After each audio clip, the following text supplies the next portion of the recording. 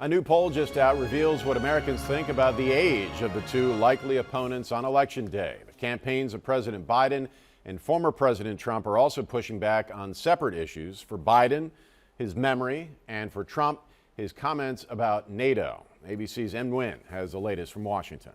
Former President Trump drawing fierce backlash from Democrats and some Republicans after suggesting if he were elected again, the U.S. would not protect NATO countries that aren't spending enough on defense. Trump declaring he would even urge Russia to attack an American ally. No, I would not protect you. In fact, I would encourage them to do whatever the hell they want. You got to pay. President Joe Biden sharply criticizing Trump's words as appalling and dangerous. The White House calling those comments unhinged. The current head of NATO warning that Trump is putting the safety of U.S. troops and their allies at risk. GOP presidential candidate Nikki Haley also condemning Trump, saying his approach to boost defense spending was all wrong. The last thing we ever want to do is side with Russia. Haley also questioning Trump's mental competency after Trump questioned her husband's military service, claiming Haley's husband deployed to Africa to get away from her.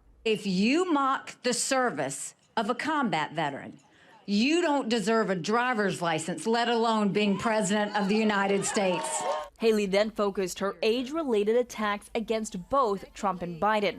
As the new poll shows, 86% of Americans think 81-year-old Biden is too old for another term. That includes 59% who believe he and 77-year-old Trump are too old. Haley again called for both Biden and Trump to take a mental acuity test. Donald Trump claims that he would pass that.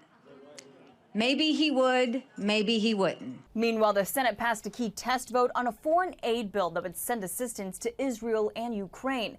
18 Republicans helped advance the legislation despite opposition from former President Donald Trump. Em Nguyen, ABC News, Washington.